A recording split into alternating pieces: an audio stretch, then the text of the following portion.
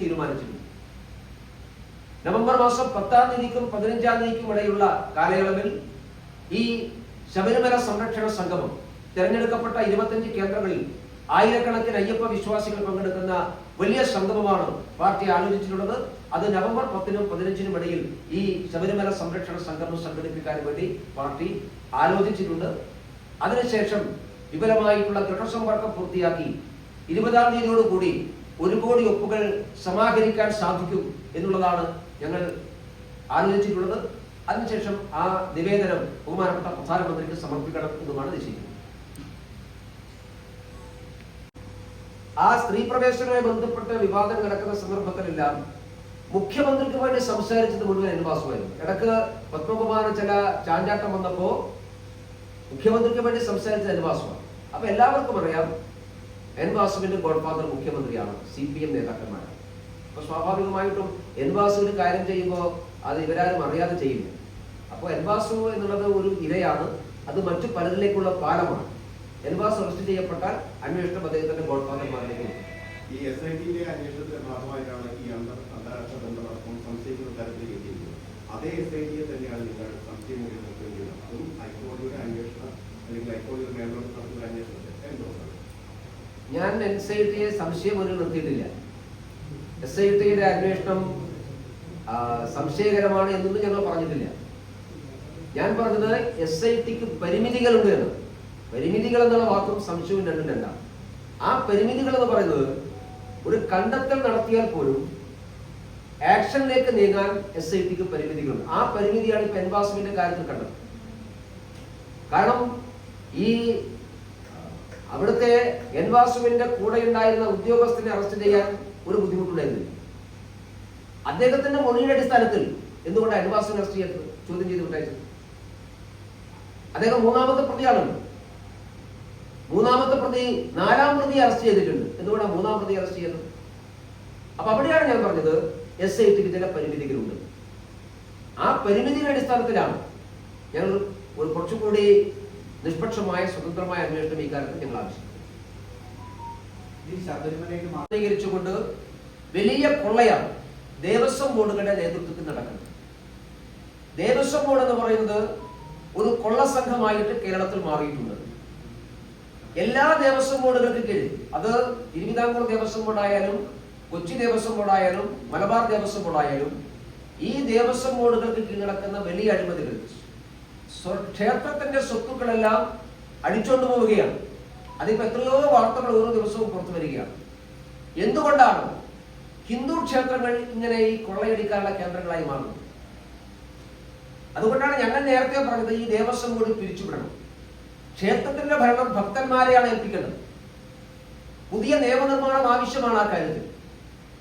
ദേവസ്വം എന്നത് സംസ്ഥാന വിഷയമായതുകൊണ്ട് നിയമനിർമ്മാണം കേരളത്തിനകത്താണ് നടത്തേണ്ടത് എന്നുള്ള പരിമിതിയുണ്ട്. പക്ഷേ പുതിയ നിയമനിർമ്മാണം ഉണ്ടാവണം. ക്ഷേത്രഭരണം വിശ്വാസികൾക്ക് കൈമാറണം. വിശ്വാസമില്ലാത്ത ആളുകളുടെ കൈകളിൽ ഏൽപ്പിക്കുന്നതുകൊണ്ടാണ്. ഇപ്പോ ദേവസ്വം ബോർഡ് മന്ത്രിക്കോ ദേവസ്വം ബോർഡ് മെമ്പർമാർക്കോ വിശ്വാസമില്ലല്ലോ. ശബരിമല ക്ഷേത്രം തുറക്കുന്ന സമയത്ത് ദേവസ്വം ബോർഡ് മെമ്പർ ആ ശ്രീകോവിൽ കൈകെട്ടി നിൽക്കുകയാണല്ലോ. ഒന്ന് തൊടാനുള്ള മര്യാദ പോലും ഈ ദേവസ്വം ബോർഡ് മെമ്പർമാർ കാണിക്കുന്നില്ലല്ലോ. ഇപ്പോഴത്തെ ദേവസ്വം ബോർഡ് അദ്ദേഹം നേരത്തെ വിശ്വാസിയായിരുന്നു. അദ്ദേഹം CPM-ലെത്തിയതോ അദ്ദേഹത്തെ വിശ്വാസം, അദ്ദേഹം മുദ്രാവാക്യം വിളിക്കാണ് ചെയ്തിരിക്കുന്നത്. ദേവസ്വം വകുപ്പ് മന്ത്രി രാഷ്ട്രപതിയുടെ കൂടെ ശബരിമല സന്ദർശനത്തിലെത്തിയപ്പോൾ രാഷ്ട്രപതി ആ ക്ഷേത്രത്തിന്റെ ശ്രീകോവിലുമ്പോൾ തൊഴുന്ന് നമ്മൾ കണ്ടിട്ടുണ്ട്. ദേവസ്വം ബോർഡ് മന്ത്രി തൊഴാനുള്ള മര്യാദ പോലും കാണിച്ചില്ലല്ലോ. പിന്നെ എന്തിനാണ് അദ്ദേഹം പോയത്? തൊഴാൻ താല്പര്യമുള്ള വേറെ ഏതെങ്കിലും മന്ത്രിയെ എസ്കോർട്ടായിട്ട് വിട്ടാൽ പോലെയല്ലോ. ഇതൊക്കെ വിശ്വാസികളെ അപമാനിക്കുന്നതിന് തുല്യമല്ലേ. ഈ അവിശ്വാസികളായിട്ടുള്ള ആളുകൾ അവരാണ് ഇതെല്ലാം ഭരിക്കുന്നത്. അതുകൊണ്ട് അവർക്ക് ശബരിമലയിലായാലും ഏത് ക്ഷേത്രത്തിലെയും സ്വത്ത് എന്ന് പറയുന്നത് കേവലം പണത്തിന്റെ തൂക്കം മാത്രമേ ഉള്ളൂ. ഭക്തർ കാണിക്കയായി കൊടുക്കുന്ന വസ്തുക്കൾ അവർക്ക് വെറും പണത്തിന്റെ മൂല്യം മാത്രമേ ഉള്ളൂ. അതുകൊണ്ടാണ് മൂർത്തികൾ ചെയ്യാറ്. അതുകൊണ്ട് ദേവസ്വം ബോർഡുകൾ പിരിച്ചുവിടണം. കേരളത്തിലെ എല്ലാ ദേവസ്വം ബോർഡുകളും പിരിച്ചുവിടണം. അത് BJP ആവശ്യപ്പെടുകയാണ്. പുതിയ നിയമനിർമ്മാണത്തിന്റെ അടിസ്ഥാനത്തിൽ ക്ഷേത്രങ്ങളുടെ ഭരണം വിശ്വാസികൾക്ക് ഏൽപ്പിക്കാൻ ആവശ്യമായ സംവിധാനം കേരളത്തിൽ ഉണ്ടാകണമെന്നാണ് പാർട്ടി ആഗ്രഹിക്കുന്നതും ആവശ്യപ്പെടുന്നത്. ദേശീയ ശ്രദ്ധ നാഷണൽ മീഡിയ ഒക്കെ വന്നില്ല. അത് കണ്ടപ്പോൾ എന്താ പറയുന്നത്? രാഹുൽ ഗാന്ധിക്ക് ഗോപാലകൃഷ്ണൻ ചായ വാങ്ങിച്ചുകൊണ്ടാണ്. രാജ്യത്തിന്റെ പ്രതിപക്ഷ നേതാവിന് വോട്ട് ചെയ്യാൻ വേറെ ഒന്നുമില്ല എന്നത് ബോധ്യമായത്.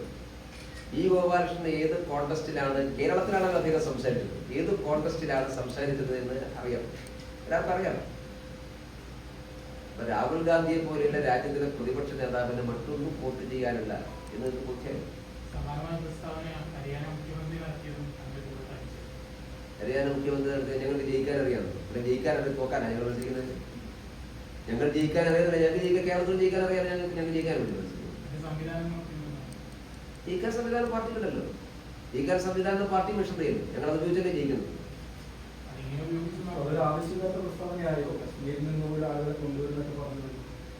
അങ്ങനൊന്നുമില്ല. നിങ്ങൾക്ക് ആ കോൺടെസ്റ്റ് ഓർമ്മയുണ്ടല്ലോ, കേരളത്തിലെ ആൾക്കാർക്ക് അറിയാമോ, മറ്റുള്ളവർക്ക് പക്ഷെ അറിയുന്നില്ല. വോട്ടർ പട്ടികയിൽ പേര് ചേർക്കാൻ അവകാശം ഇന്ത്യ രാജ്യത്ത് ആർക്കും എവിടെയും ഉണ്ട് എന്ന് പറയാനാണ് അദ്ദേഹം ശ്രമിച്ചത്. നിങ്ങൾക്ക് എല്ലാവർക്കും അറിയാം. ഇന്ത്യ രാജ്യത്ത് എവിടെയുള്ള ആൾക്കാർക്കും എവിടെ വേണമെങ്കിലും വോട്ടർ പട്ടിക പേര് ചേർക്കാം. തിരഞ്ഞെടുപ്പ് കമ്മീഷന് ആവശ്യപ്പെടുന്ന പ്രൂഫ് വേണമെങ്കിൽ അതുണ്ടെങ്കിൽ ആർക്കും ഒരു കൂടിയേക്കാം. അത് നിയമത്തിൽ ഏത് കോടതിയിൽ പോയാൽ തള്ളാൻ സാധിക്കില്ല. ഇനി ഞാൻ ചോദിക്കുന്ന ഇത്തരം വിവാദങ്ങളുണ്ടെങ്കിൽ ഇതൊക്കെ അവസാനിപ്പിക്കാനാണ് ഞങ്ങൾ വോട്ടർ പട്ടിക പരിഷ്കരിക്കാൻ തീരുമാനിച്ചത്. അതെന്താ ഇത് നിൽക്കാത്തത്? എന്തിനാ അതിന് നിൽക്കുന്നത്? ഈ പ്രശ്നങ്ങളൊന്നും ഉണ്ടാവില്ലല്ലോ. കോൺഗ്രസ് ഈ സമയത്ത് വളരെ സജീവമായി ഈ പ്രവർത്തനത്തിൽ ഇടപെട്ട് ഇറങ്ങി വോട്ടർ പട്ടിക ശുദ്ധീകരണ പ്രക്രിയയിൽ സജീവമായി പങ്കെടുക്കുകയല്ലേ വേണ്ടത്. ഇനി ഇപ്പോഴൊന്നും ചെയ്യാതെ മാറുന്നിട്ട് നാളെ തെരഞ്ഞെടുപ്പ് വന്നിട്ട് കുറ്റം പറഞ്ഞിട്ട് കാര്യം. അതുകൊണ്ട് പ്രവർത്തിക്കേണ്ട സമയത്ത് പ്രവർത്തിക്കണം. ആകെയുള്ള പ്രശ്നം നിർണായക സന്ദർഭത്തിലെല്ലാം രാഹുൽ ഗാന്ധി ഇന്ത്യയിലില്ലാത്തതുകൊണ്ട് ഇന്ത്യ രാജ്യത്ത് എന്താ നടക്കുന്നത് അതാണ് അദ്ദേഹത്തിന്റെ പ്രശ്നം. അതുകൊണ്ട് കോൺഗ്രസ് നേതൃത്വം രാഹുൽ ഗാന്ധിയോട് പറയുന്നത് ഇത്തരം പ്രധാനപ്പെട്ട സന്ദർഭം ഉണ്ടാവും, അദ്ദേഹത്തിന്റെ സാന്നിധ്യം ഇന്ത്യയിൽ ഉണ്ടാവും. അപ്പൊ കുറച്ചുകൂടി കാര്യങ്ങൾ അദ്ദേഹത്തിന് കൊടുക്കും.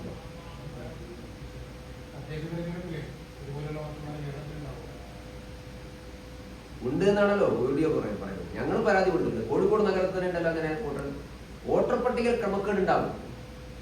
പ്രത്യേകിച്ച് കേരളത്തിൽ CPM ബോധപൂർവ്വം ക്രമക്കേടുകൾ ഉണ്ടാക്കുന്നുണ്ട്. CPM ആണല്ലോ ഇതിന്റെ ഉസ്താദുമാർ, ഞങ്ങൾ ആരുമില്ലല്ലോ. CPM ലീഗുമാണ് കേരളത്തിൽ വോട്ടർ പട്ടികയിൽ ക്രമക്കേട് ഉണ്ടാക്കുന്ന രണ്ട് പാർട്ടി. ലീഗിന്റെ ശക്തി കേന്ദ്രങ്ങളിൽ ധാരാളം ഇത്തരം ക്രമക്കേടുകളുണ്ട്. CPM ശക്തി കേന്ദ്രത്തിലുണ്ട്.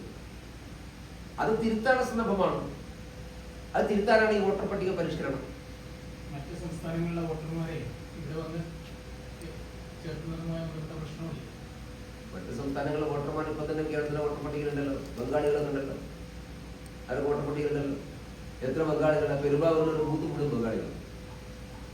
രാഹുൽ ഗാന്ധി എന്താ പെരുമ്പാവൂരിൽ വന്നൊരു പത്രസമ്മേളനം നടത്തുന്നത്? പെരുമ്പാവൂരിൽ വന്നിട്ടൊരു പത്രസമ്മേളനം നടത്തുന്നത് രാഹുൽ ഗാന്ധി 223 വോട്ടിന്റെ കണക്കാണ് ഇന്നലെ പറയാം. ഞങ്ങൾ 350 വോട്ടിന്റെ കണക്ക് രാഹുൽ ഗാന്ധി കൊടുക്കാം. കേരളത്തിൽ വരാൻ പറയും. ഇവിടെ ഇങ്ങനെയൊക്കെ നടക്കുന്നുണ്ടെന്ന് പറയാൻ വേണ്ടി പറയും. KC വേണുഗോപാലോട് പറഞ്ഞാൽ മതിയല്ലോ.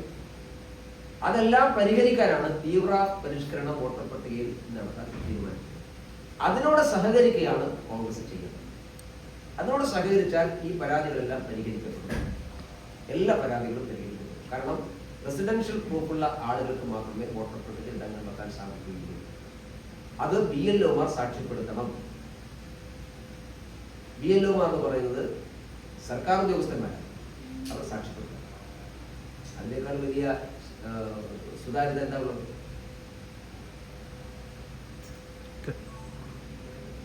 ഓക്കെ.